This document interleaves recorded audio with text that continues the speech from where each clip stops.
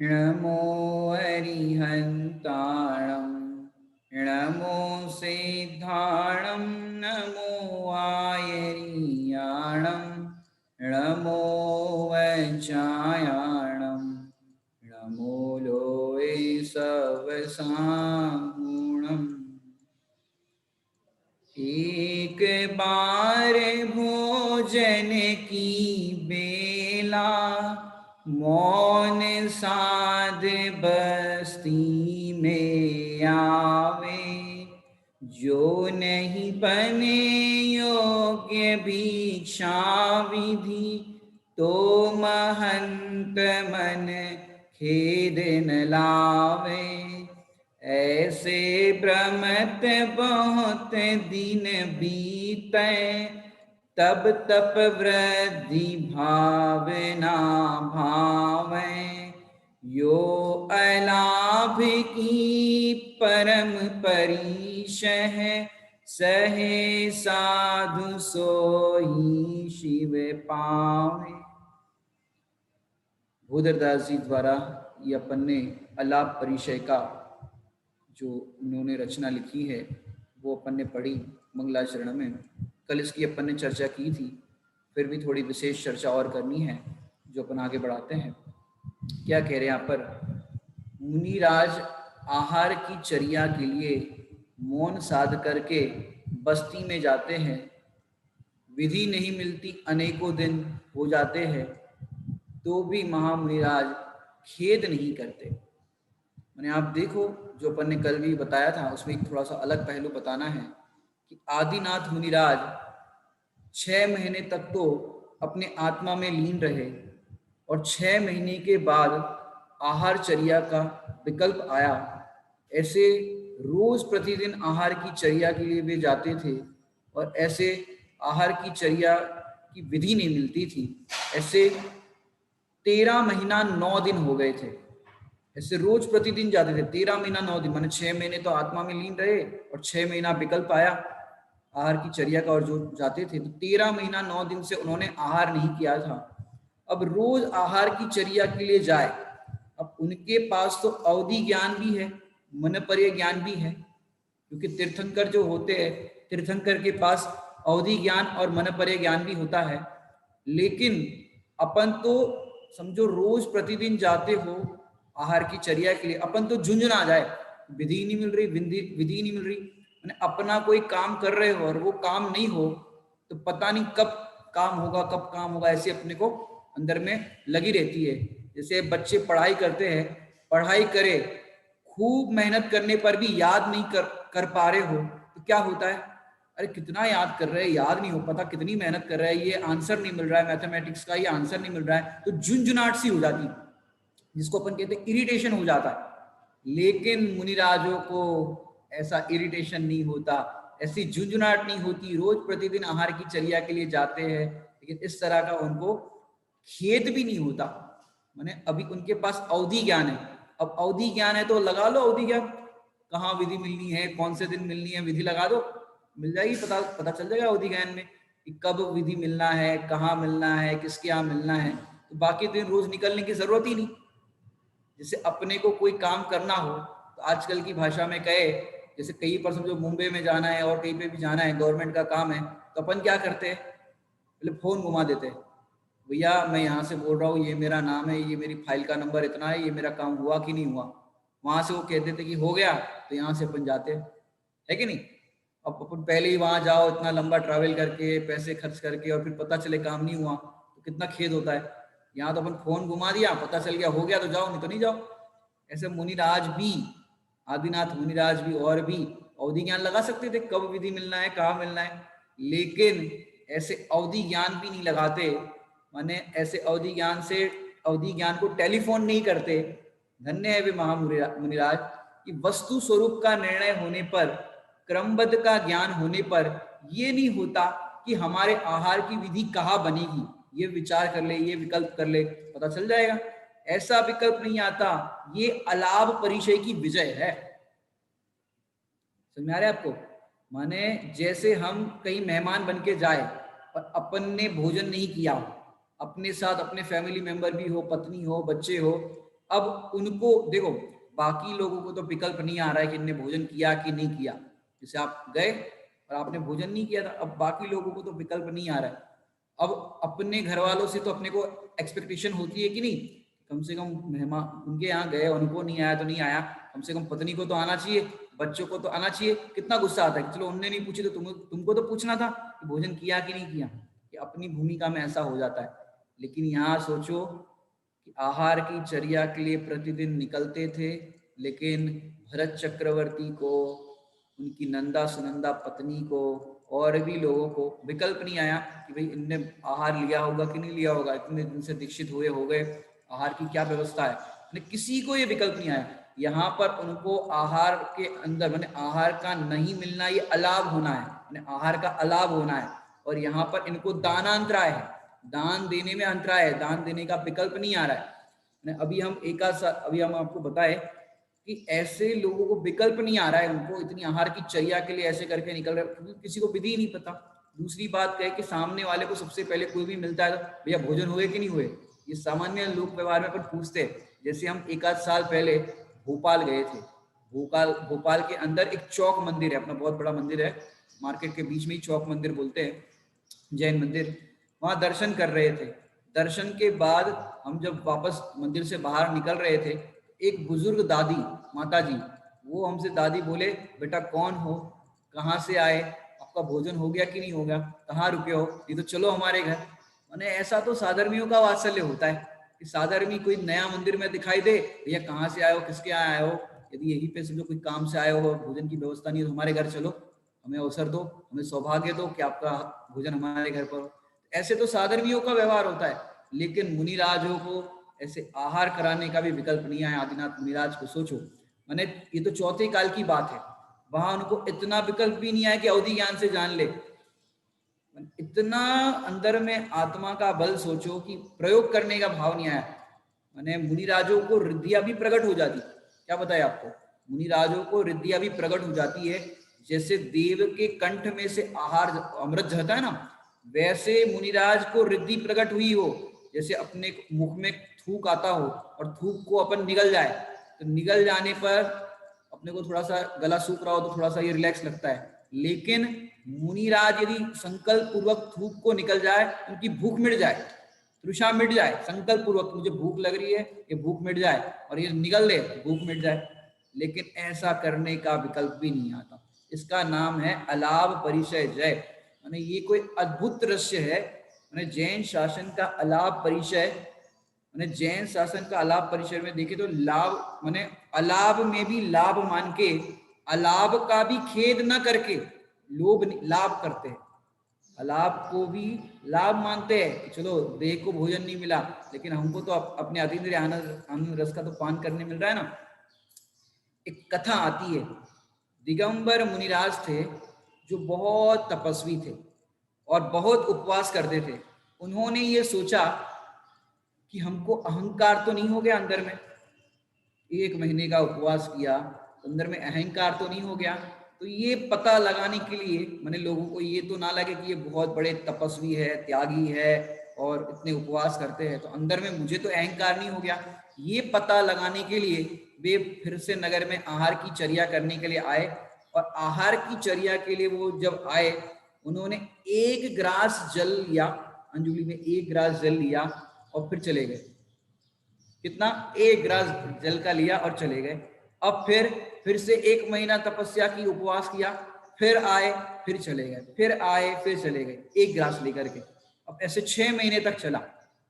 अब 1 ग्रास लेने के लिए क्यों आए, इतना 1 ग्रास लेने के लिए मुंह झूठा करना, या तो 6 महीने का सीधा रिकॉर्ड बनाते कि 6 महीने तक हमने उपवास किया। लेकिन अंदर में ये चेक करने के लिए आए कि ये तपस्या का या उपवास का मुझे मद तो नहीं चढ़ गया, कि मैंने 1 महीना उपवास किया, 2 महीना उपवास किया, ऐसा मत तो नहीं चढ़ गया।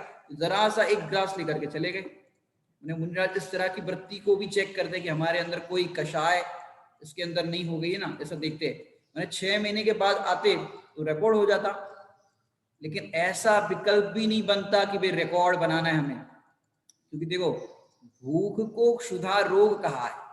क्या कहा है, भूख को क्षुधा रोग कहा है, भोजन को उसकी दवाई कहा है।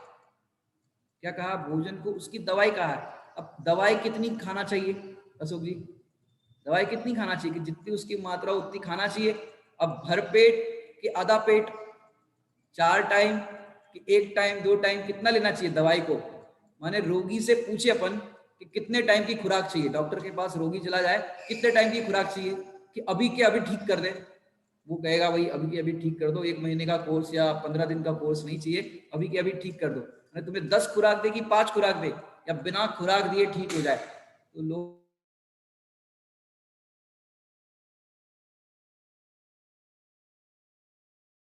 कहता है 15 दिन की फुर्सत नहीं है हमारे पास कि इतनी दवाइयां ले। ऐसे मुनिराज कहते हैं हमारे पास फुर्सत नहीं है कि हम 1 घंटे तक आहार लेते रहे। अरे हमें अपनी अतीन्द्रिय आनंद का रसपान करना है। माने रोगी का दृष्टिकोण, रोगी का दृष्टिकोण सदा दवाई खानी ही नहीं पड़े, ऐसा क्षुधा रोग जो अंतरंग में यह भोजन का विकल्प भी कभी ना आवे। आ गया तो आ गया तो कोई बात नहीं, भोजन का विकल्प आ गया, एक टाइम उसकी दवाई थोड़ी सी दे करके उसे चुप कर देंगे।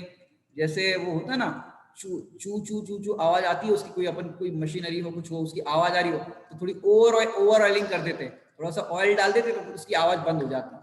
जैसे पंखे की आवाज में भी अपन ऑयलिंग कर दो तो पंखे की आवाज जो आती है खड़खड़ खड़खड़, वो आवाज बंद हो जाती है। ऐसे ही ये क्षुधा का विकल्प उत्पन्न हो रहा है, थोड़ी सी ओवर ऑयलिंग कर दो, इसका काम हो जाएगा तो ये हमें डिस्टर्ब नहीं करेगा, हम अपने में मस्त रहेंगे।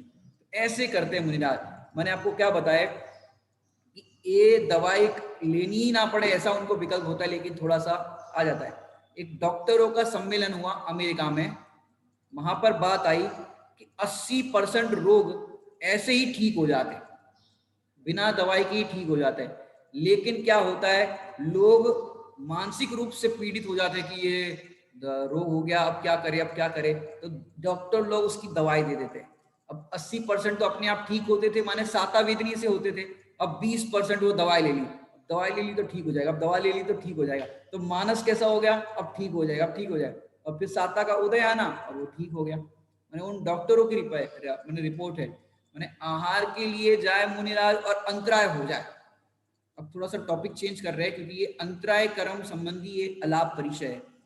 मैंने देखो दानांतराय क्या होता है, दानांतराय मैंने अपनी शुद्धता का दान अपने को दे रहे हैं। क्या कह रहे हैं, अपनी शुद्धता का दान अपने को दे रहे हैं, तो दान अंतराय का अभाव है।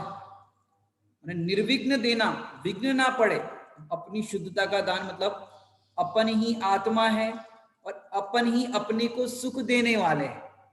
अब दे रहे हो कि नहीं दे रहे हो अपने को सुख, अपन ही आत्मा है और अपने को ही सुख देने वाले। अब दे रहे हो कि नहीं दे रहे पा रहे, अगर नहीं दे पा रहे हो तो दान अंतराय, ये अपने लिए घटा रहे। अब लौकिक में आप जो कह दे तो भाई हमको दान देना था और अंतराय पड़ गया, आहार दान नहीं करा पाए, अंतराय हो गया, तो ये सब बातें तो ठीक है, ऊपर ऊपर से मतलब व्यवहार से सब कह देते हैं, लेकिन मूल अंतराय कहाँ पर है आपका, अब थोड़ा सा उसको ऑपरेशन अपन करेंगे। माने अपने सुख का दान अपने को नहीं देना, ये दान अंतराय है। अपना सुख अपने में, ये अपना सुख ही अपने को नहीं दे रहे हैं, ये दान अंतराय है। माने अपनी शक्कर अपने घर में रखी है, अब नहीं भोग पा रहे, दूध में नहीं डाल पा रहे या भूल गए, तो ये अंतराय हुआ कि नहीं हुआ, ये उदय हुआ ना अंतराय का। माने अपना सुख अपने को ही नहीं देना, अपना ज्ञान अपने को ही नहीं देना, अपना चारित्र अपने को ही नहीं देना, ये दान अंतराय है। अब आपका प्रश्न होगा भैया दान अंतराय का बंद कैसे होता है, क्यों होता है? कि कोई सरल सी बात कहे कि दान अंतराय का बंद क्यों होता है, कि कोई आहार कर रहा हो या आहार दान चल रहा हो, अपन वहां पर बाधा डाल दो, आहार दान के अपने अपने बाधा डाल दी तो अपने को आहार के अंदर में अंतराय लग गया, अंतराय का बंद हुआ। दूसरी बात से कहे कोई स्वाध्याय कर रहा हो और स्वाध्याय करते समय लाइट जल रही हो और लाइट बंद कर दो अपन, भैया ज्यादा बिजली बर्बाद मत करो, अगर लाइट बंद कर दी उसके स्वाध्याय में अंतराय हुआ, ये हो गया ज्ञानांतराय।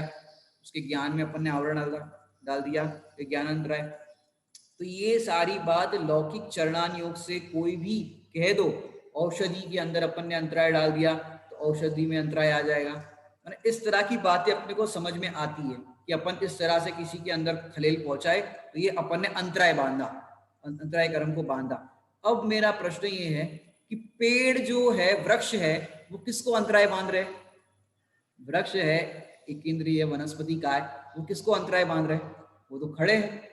उल्टा वो पेड़ तो ऐसे है, मैंने ये पेड़ जो है ये दान अंतराय का बंद थोड़ी ना कर रहे, पेड़ कर रहे हैं अशोक जी। पेड़ जो है वनस्पति का है वो दानांतराय का बंद कर रहे हैं क्या? मैंने पेड़ तो ऐसे है कि अपन पेड़ की नीचे बैठो पढ़ने के लिए, ग्रंथ पढ़ने के लिए, शास्त्र पढ़ने के लिए, उल्टा वो धूप भी आ रही हो तो धूप को भी हटा करके छाया देते, ये तो उल्टा अपन को सपोर्ट करते हैं पढ़ने के लिए।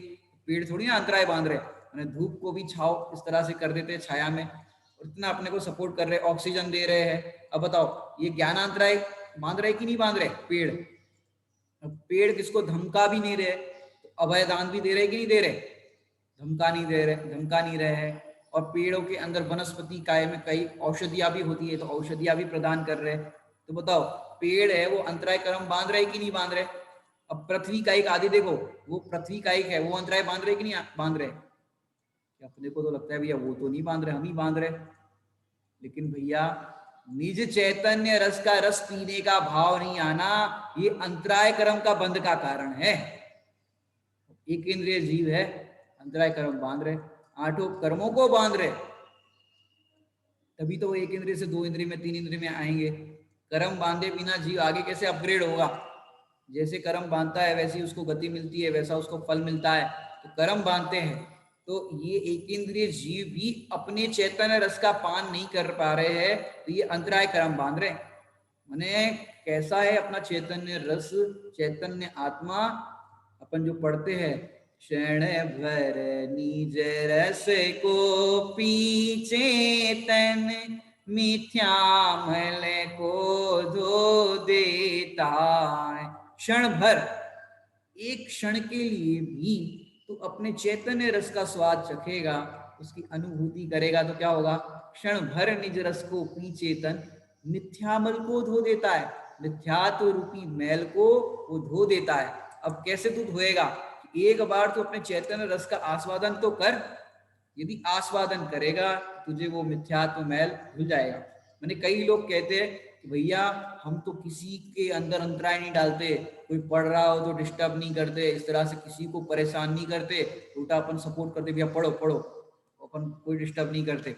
माने क्या बात करते हो डिस्टर्ब नहीं करते? ये पेड़ भी किसी को डिस्टर्ब नहीं कर रहे, तो भी चार प्रकार के दानांतराय बांध रहा है। क्यों? निज रस को पीने का भाव नहीं आता, यही दान अंतराय है। और उसको पीने का भाव है और पी रहे तो दान अंतराय का अभाव होगा। अपन दिन भर में कितनी बार दान अंतराय का अभाव करते हैं बताओ? कितनी बार करते हो दान अंतराय का अभाव? यदि चैतन्य रस को नहीं पी रहे हो तो दान अंतराय बांध ही रहे हो, अंतराय कर्म बांध ही रहे हो। मैंने अपना ज्ञान करने की रुचि नहीं होना, ये ज्ञानांतराय है। आपको यहाँ ये लिखा है, वहां वो लिखा है, फलाने शास्त्र में ये है, उधर ये है, ये है, माने इसी जोड़ तोड़ में आप लगे हो, लेकिन अपना ज्ञान कर रहे हो कि अपना ज्ञान नहीं कर रहे हो कि मैं कौन हूं, इसका निर्णय नहीं कर रहे हो, तो आप ज्ञानांतराय बांध रहे हो। ये क्या बात कर रहे हो? स्वाध्याय कर रहे हो और ज्ञानांतराय बांध रहे हो। हाँ, अभी जो अपन ने कल लाइन दोहराई थी, शास्त्र पाठी भी मूढ़ है जो निज तत्व अजान, कि अपने जो चैतन्य पद को नहीं जानता है वो अज्ञानी है। अब कितना ही पढ़ लो शास्त्रों को, लेकिन अपने को नहीं पढ़ा।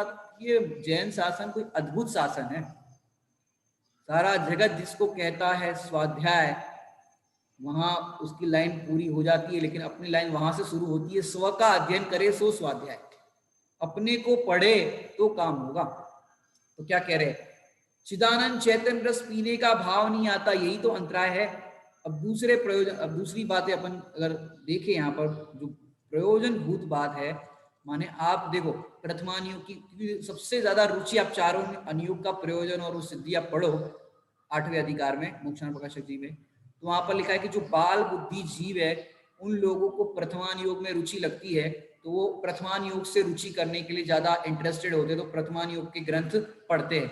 अब आप कितनी ही कथा कहानियां पढ़ लो, कथा कहानियों के अंदर अनेकों जीवन चरित्र, पुण्य पाप के उनके फल और सब कुछ पढ़ लो कथानुयोग में, प्रथमानुयोग में, लेकिन वो प्रथमानुयोग की घटना को देख करके आप भेद विज्ञान नहीं कर पा रहे हो कि ऐसे अनादि से हमने ऐसे अनेकों भव किए, लेकिन मैंने भव रहित भगवान आत्मा नहीं देखा।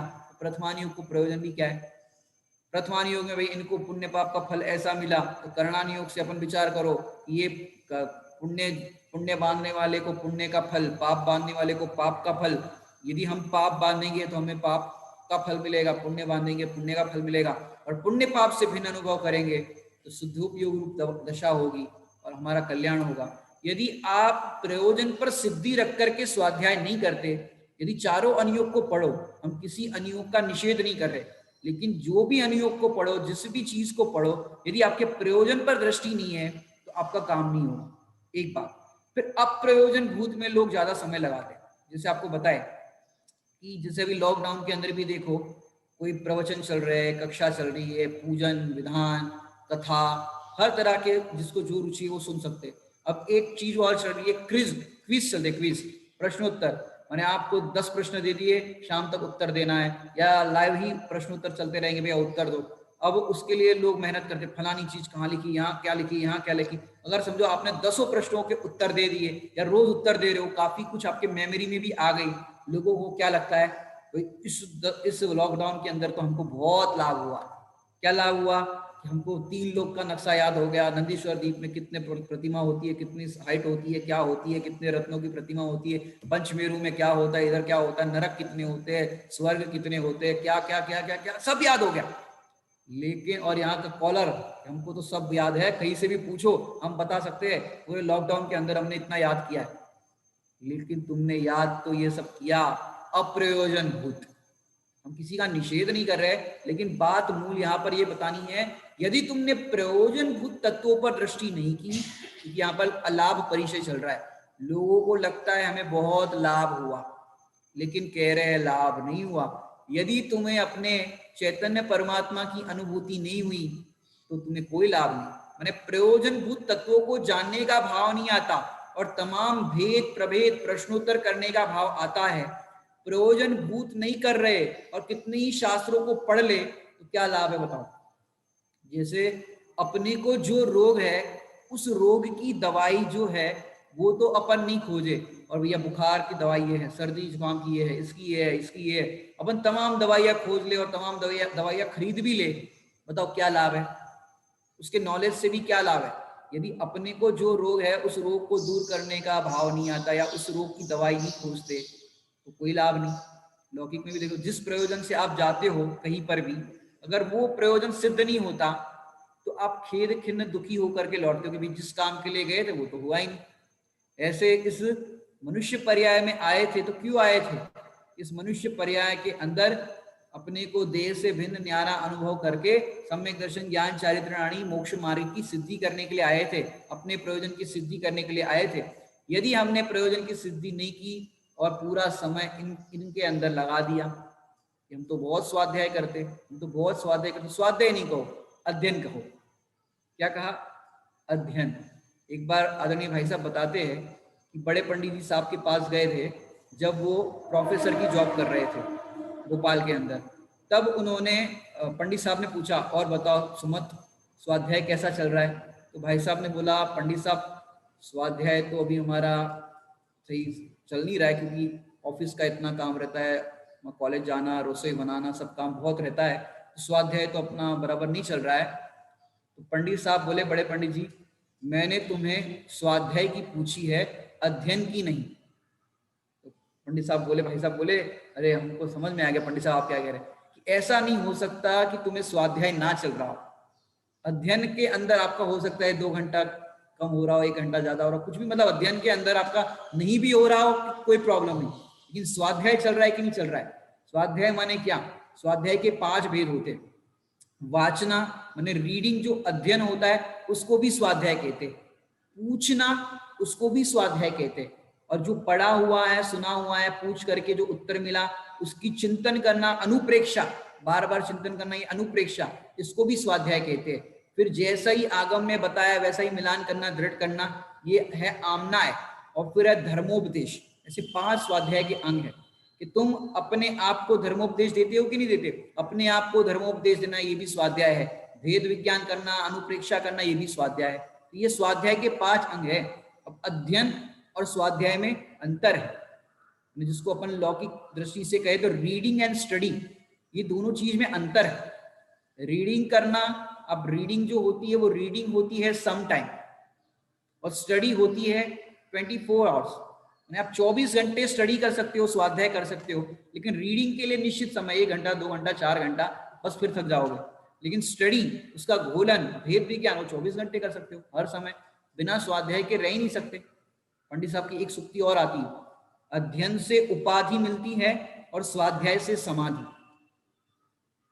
अध्ययन से उपाधि मिल जाएगी, आपने अध्ययन किया, पीएचडी कर दी, आपको डॉक्टरेट की उपाधि मिल जाएगी कि आपको इतना ज्ञान है, आपने पीएचडी करी। लेकिन स्वाध्याय से, कि जो स्व का अध्ययन करते हैं, अपना घोलन चिंतन मनन करते हैं, उसको समाधि होती है, स्वरूप में वो मगन हो जाते हैं, लीनता होती है। स्वरूप में लीनता होना ये वास्तविक समाधि है। तो क्या कह रहे हैं, तो रीडिंग और स्टडी में अंतर समझने की जरूरत है। लोगों को आजकल जो स्वाध्याय सुनते हैं, और सुनने में ये बात आती है, विद्वान लोग भी कहते हैं 4-6 घंटा स्वाध्याय करना चाहिए। स्वामी जी ने भी कहा 4-6 कलाक स्वाध्याय होना चाहिए। स्वाध्याय वो आत्मा, बैंसरी के वचनामृत में आता है, स्वाध्याय वो आत्मार्थी का भोजन है। बड़े पंडित साहब ने एक कदम आगे कहा, स्वाध्याय वो श्वासोश्वास है।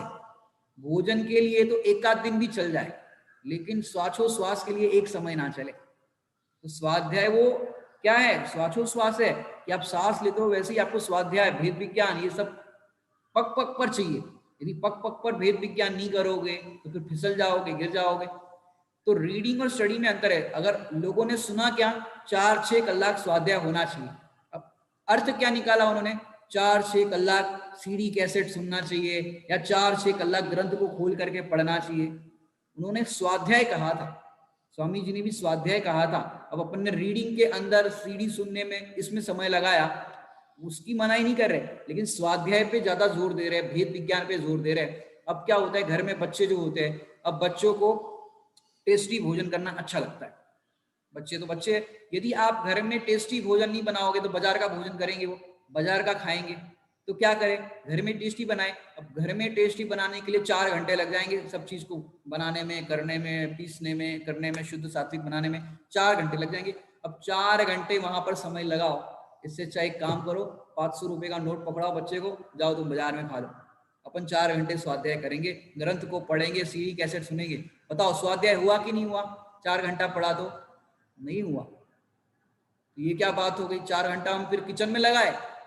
हाँ, किचन में लगाओ, क्योंकि जो आपने रत्नकरण श्रावकाचार्य जी में पढ़ा, ज्ञानानंद श्रावकाचार्य जी में पढ़ा, पानी ऐसे छानना चाहिए, छन्ना ऐसा होना चाहिए, यत्नाचार पूर्वक छानना चाहिए, और फिर इतने आटे की मर्यादा, इतना, ये सब कुछ आपने थियरी पढ़ा, उसी चीज को किचन में जाकर के प्रैक्टिकल करो, तो ये आपका चरणानुयोग का स्वाध्याय हो। वहां हुई थी रीडिंग, श्रावकाचार्य जी ग्रंथ को पढ़ते समय हुई थी रीडिंग, और यहाँ पर आप वो चीज को किचन के अंदर प्रैक्टिकल कर रहे हो। क्योंकि साइंस के अंदर देखा होगा आपने, थियरी वर्क होता है और प्रैक्टिकल वर्क होता है, हर चीज के अंदर ये होता है। तो थियरी और प्रैक्टिकल, तो ये आपका स्वाध्याय हुआ चरणानुयोग का। तो ये तो चरणानुयोग का हुआ, उससे क्या, अरे चारों अनुयोग का हुआ। कैसे, यदि हम यत्नाचार पूर्वक किचन के अंदर काम नहीं करेंगे तो जीव हिंसा होगी, हिंसा होगी तो पाप का बंद होगा। यत्नाचार पूर्वक अगर काम करेंगे तो पुण्य का बंद होगा। तो पुण्य पाप के फल का विचार करना, ये कर्णानुयोग का स्वाध्याय, वही किचन के काम के अंदर। और फिर पुण्य पाप के, ये तो हो गया कर्णानुयोग का स्वाध्याय। महापुरुष का भोजन कैसा होता है, शुद्ध होता है, सात्विक होता है, ऐसे शुद्ध सात्विक बना हुआ आहार महापुरुष करते हैं, ऐसे महापुरुषों का स्मरण याद करना, चंदन वाला का याद करना, ये हो गया प्रथमानुयोग का स्वाध्याय। और फिर मैं तो भोजन बनाने वाला ही नहीं हूं, मैं तो अनाहारी तत्व हूं, मैं मैंने आहार को करने वाला भी नहीं हूं और बनाने वाला भी नहीं हूं, मैं तो मात्र ज्ञाता दृष्टा हूं। उसी भोजन की बनाने की प्रक्रिया के अंदर चारों अनुयोग का स्वाध्याय, इसको कहते हैं स्वाध्याय। एक ही क्रिया के अंदर चारों अनुयोग का स्वाध्याय हुआ कि नहीं हुआ, ये हो, इसको कहते हैं स्वाध्याय। और ये तो हमने आपको भोजन बनाने की क्रिया बताई। ऐसे आप दुकानदारी में लगा दो, अब दुकान चला रहे हो, अब दुकान के अंदर आप न्याय अन्याय का विवेक पूर्वक अगर दुकान चला रहे हो, भैया अन्याय नहीं होना चाहिए, किसी को ठगना नहीं है, तो ये हो गया चरणानुयोग का स्वाध्याय। यदि हम किसी को ठगेंगे, बड़े पंडित साहब की जो आर्जव धर्म के जो अष्टक है उसमें बात आई, तू समझे ठगता औरों को, पाप बंद कर ठगता निजे को। तू समझता है मैंने दूसरे को ठग दिया, कैसे मैंने वो ग्राहक को ऐसा किया, ऐसा घुमा दिया कि उससे हमने 30 रुपए के 300 रुपए ले लिए। तुझे लगता है मैंने ठगा दूसरे को, औरों को, लेकिन पाप बंद कर ठगता निज को, तूने अपने आप को ठगा है। तूने तो पाप, देखो उसका तो उस जाति का उदय था, उसने पहले ठगा होगा किसी को, उसके उतने पैसे जाने थे। अब तुमने क्या किया, नया पाप का बंद किया। तो देखो, अगर न्याय अन्याय का विचार करते हो, उस समय पे जिनाज्ञा का ध्यान रखते हो, तो ये चरणान युग का स्वाध्याय। पुण्य पाप के फल का विचार करते हो, ये करणान युग का स्वाध्याय। महापुरुषों को याद करो, महापुरुषों के अंदर वर्तमान में देखें तो श्रीमद राजचंद्र जी को याद करो।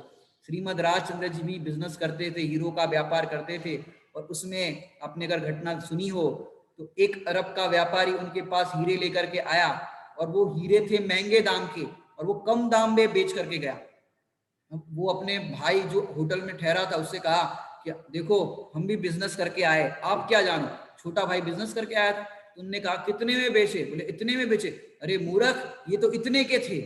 अब वो दोनों दौड़ते दौड़ते श्रीमद राजचंद्र जी की पेड़ी पर पहुंचे और कहा साहब हम तो लुट गए, बर्बाद हो गए, मेरा भाई जानकार नहीं है, उसने आपको ये कम दाम में बेच दिए हीरे, अब आप हमको एक काम करो, वापस कर दो हीरे। अब बताओ आप लोग होते तो क्या करते, देते हीरे वापस? आपकी दुकान के बिल बुक के ऊपर ही लिखा होता है, या दुकान के ऊपर ही लिखा होता है, once good sold will not be taken back. एक बार माल बिक गया या हो गया, डील हो गई, उसके बाद हम वापस कुछ नहीं करेंगे। लेकिन उन्होंने दे दिया, और वो उनके गुणगान करने लगे, आप तो महापुरुष हो सचमुच, ऐसा कोई देने वाला नहीं मिला। क्यों? उनने कहा रायचंद दूध पीता है, खून नहीं। मैंने देखो ऐसे महापुरुषों के जीवन से आपको देखने मिलेगा। ये प्रथमान युग का स्वाध्याय कि वो न्याय नैतिकता से बिजनेस करते हैं।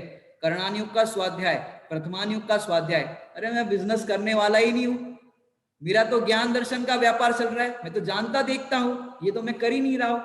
लेखन की क्रिया करने वाले को भी टोडरमल जी साहब ने प्रस्तावना में वो बात लिखी, ये ग्रंथ लिखा है आपने, तो कह रहे बचनादिक लिखना दिक क्रिया, रागादिक अरु इंद्रिय हिया, ये सारो पुद्गल को खेल, इनमें नाही हमारो में। अशोक जी, ये बजाते हो कि नहीं बाजा, ढोलक बजाते हो कि नहीं बजाते, गाते हो कि नहीं गाते? ये सारो पुद्गल को खेल, इनमें नाही हमारो मेल। नहीं, ये भेद में क्या, देखो अपन सोचते भी हमको स्वाध्याय का समय नहीं मिल रहा है, पढ़ने का समय नहीं मिल रहा है। अरे पढ़ नहीं पाए, कम पढ़ पाए, कोई बात नहीं, लेकिन ये हर काम के लिए अगर आप चारों अनुयोग का इस तरह से स्वाध्याय करो तो प्रसन्न रह सकते हो। और यही चारों अनुयोग के बीच में स्वाध्याय करते करते जो द्रव्यानुयोग की बात कही, ये सब करने वाला मैं नहीं हूं, मैं तो मात्र जानने देखने वाला हूं। सम्यक दर्शन हो गया, ऐसा निर्णय हो गया, तो दुखी होने की जरूरत नहीं कि हम कर नहीं पा रहे स्वाध्याय। हर परिस्थिति के अंदर इस चीज को लगाओ, चारों अनुयोग को, आपका स्वाध्याय हो जाएगा। मैंने लोग कहते हैं कि हमने तो सुना था पढ़ने से कर्म कट जाते हैं, जिनवाणी की चर्चा करने से कर्म कट जाते हैं। सुनो प्रभु, जिनवाणी के पढ़ने से सुनने से कर्म कटता है, अब कैसे कटता है ये कला सीखनी है तुम्हें। क्या बता रहे? मैंने एक बात बताओ, आरी से लकड़ी कटती है कि नहीं कटती? आरी देखी आपने? आरी, आरी से लकड़ी, करवत होती है करवत, आरी से लकड़ी कटती है कि नहीं कटती? कि कटती है, विधि मालूम हो तो कटती है। अब उल्टी आरी चलाओ, उल्टी आरी चलाओ, बताओ लकड़ी कटेगी कि नहीं कटेगी? मैंने बात तो सच्ची है, जिनवाणी पढ़ने से सुनने से ज्ञानांतराय कटता है, लेकिन कैसे कटता है? जैसे अपन बोलते ना पूजा करो, अब पूजा की भी आरी कैसी चलाई जाए, पूजा की भी आरी कैसे चलाई जाए कि पूजा करने वाले का कल्याण होता है, भगवान की जो पूजा करता है वो स्वयं पूजनीय हो जाता है, ये सब बातें सुनी होगी। अब पूजा की आरी ही ना होवे तो कैसे काटोगे? मैंने पूजा की आरी हो तो कैसे चलावे, ये सीखो। मैंने देखो पूजा करने आते हो, भगवान के दर्शन करने आते हो, तो क्यों आते हो, प्रयोजन क्या है आपका, आरी कैसे चलाए? एक अपने सुनील भैया है, सुनील भैया ने एक बार बहुत सुंदर लाइन अपने प्रवचन में बताई थी, ज्ञायक रस के रसिया, ज्ञायक रस लेने आए हैं, पूजा का तो किया बहाना, ज्ञायक रस लेने आए हैं, स्वाध्याय का तो किया बहाना, ज्ञायक रस लेने आए हैं। ये तो बहाना है। अगर आप पूजा करने आए और आपने अपने पूज्य स्वरूप का अनुभव नहीं किया तो पूजा करने से लाभ नहीं हुआ, अलाभ हुआ। ये क्या बात कर रहे हो, हम तो कहते हैं हमको विधान में बैठने का लाभ मिला, हमको इंद्र बनने का लाभ मिला।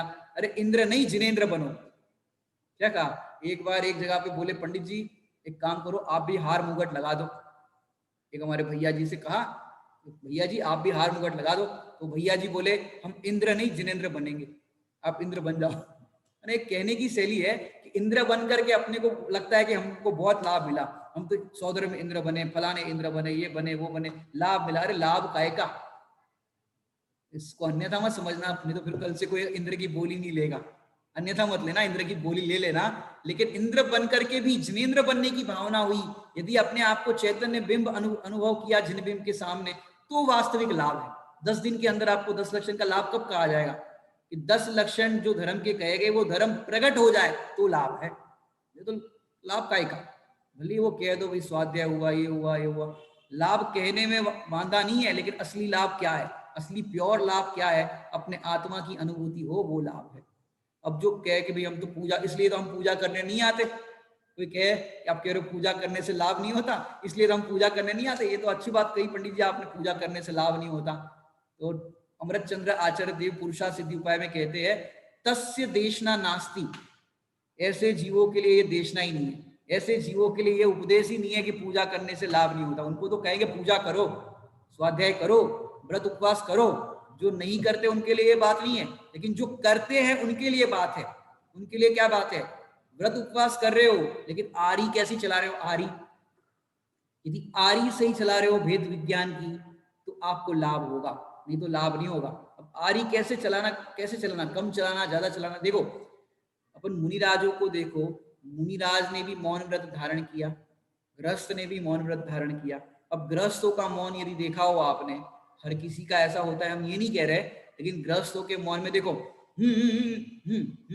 मैंने इशारा करते हैं, कोई चीज को खाना हो करना हो तो हाँ ये चाहिए वो चाहिए, इशारा करते हैं, जिसको रत्नकरण श्रावकाचार्य जी ने बताया सांकेतिक, मैंने इस तरह से सांकेतिक चिन्ह से भी नहीं बताते, ये भी उसके अतिचार में लिखा है, यदि संकेत कर दे, इशारा कर दे, तो भी आपका मौन नहीं है।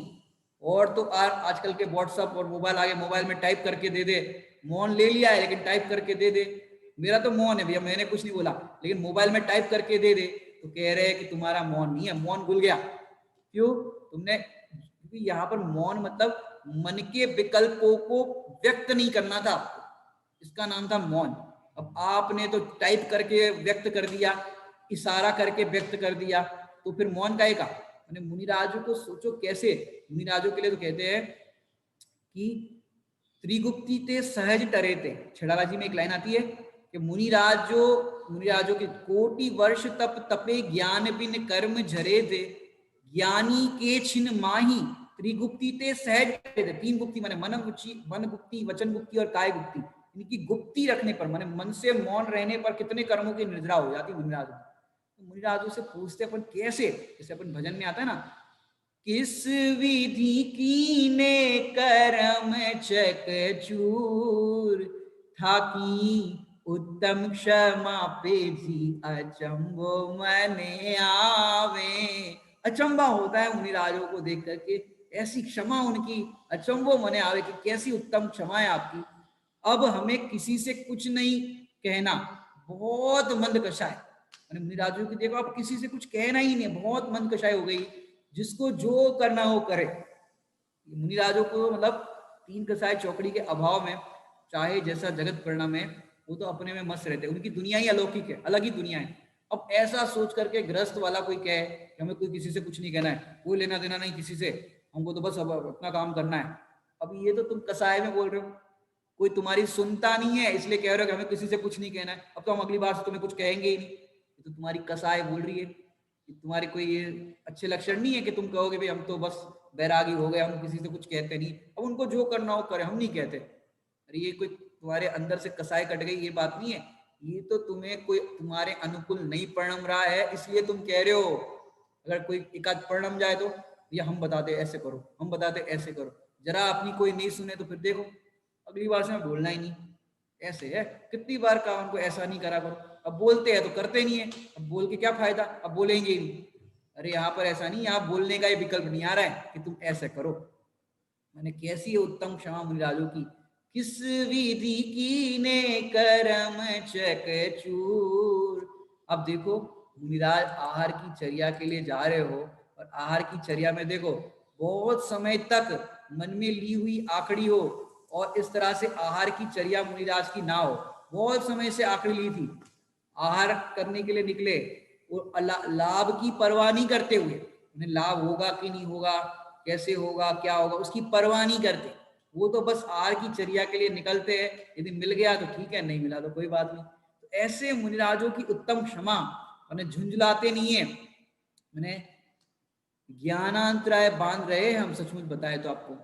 दान माने देना, सिद्ध भगवान के पास भोजन का विकल्प है, भोजन का विकल्प है सिद्ध भगवान के पास, सिद्ध भगवान के पास भोजन का विकल्प भी नहीं है, तुम भोजन में विघ्न डालने के नाम पर भोजन अंतराय मानते हो, भोजन में अपन ने किसी को विघ्न डाला तो क्या मानते हैं, भोजन अंतराय। अब दान देने में हो जाए तो दान अंतराय मानते हो। मैंने सिद्ध भगवान बताओ किसे दान देते हैं, सिद्ध भगवान किसको दान देते हैं क्या, अशरीरी सिद्ध भगवान, अब वो तो किसी को दान नहीं देते, फिर भी क्षायिक दान कैसे हो गया, सिद्ध भगवान को किसी को दान नहीं देते फिर भी क्षायिक दान कैसे हो गया। चलो उन्हें नहीं लेते, अपन अरंत भगवान को लेते हैं, अरंत भगवान नहीं ले रहे क्योंकि उनकी दिव्य ध्वनि खिड़की है, जग को दे दी जग की नहीं दिया, क्योंकि अरंत परमात्मा तो दिव्य ध्वनि खिला दे तो दान तो दे ही रहे, सबको ज्ञान दान दे ही रहे, सबको उपदेश दे रहे। लेकिन सिद्ध भगवान किसको दान देते हैं कि हम अपना सुख अपने को न दे, अपना ज्ञान अपने को न दे, हम अपने को ज्ञान के प्रति जिज्ञासु न हो, तो सत्य मार्ग को समझने के लिए जिज्ञासु न हो, तो सचमुच हम दानांतराय बांध रहे। तो क्या करें, अपना सुख अपने में है ये स्वीकार करें, अपनी निधि तो अपने में ये स्वीकार करे। यदि ये स्वीकार नहीं कर रहे हैं और बाकी तमाम आप कुछ कर रहे हो, यहाँ पर तो कहते हैं समय सारथी के कलश से भी अपन करें, क्रिया कांड से ना मिले यह आत्म अभिराम, ज्ञान कला से सुलभ ही सहज आत्माराम। क्रिया कांड से नहीं मिलता, पूजा करो, व्रत करो, तप करो, उपवास करो, उससे आत्माराम नहीं मिलेगा। स्वाध्याय करने से तो मिलेगा कि नहीं मिलेगा, अध्ययन करने से, स्वाध्याय नहीं।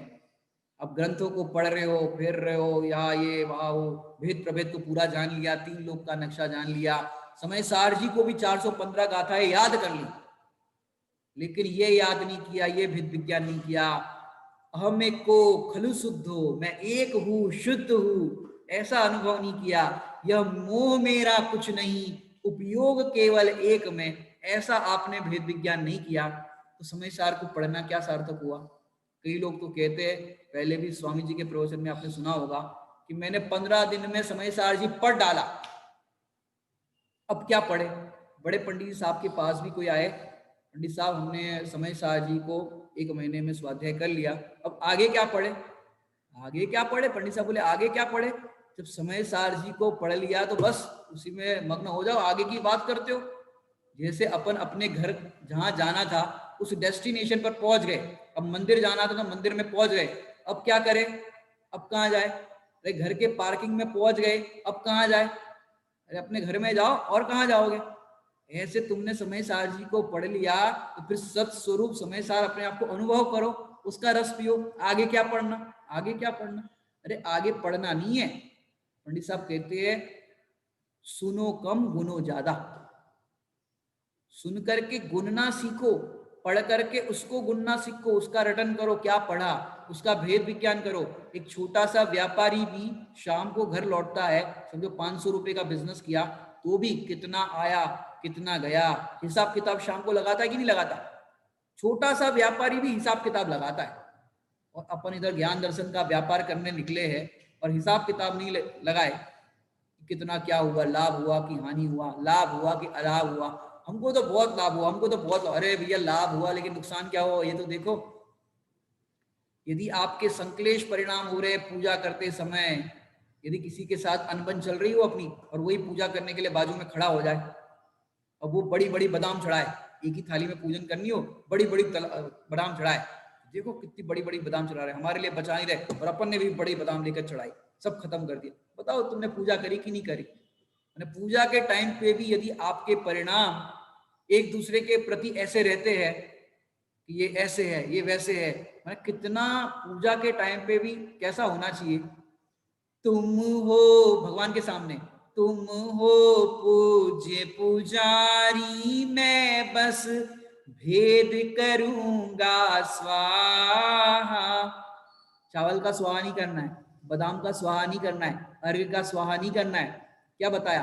तुम हो पूज्य पुजारी, मैं बस भेद करूंगा स्वाहा।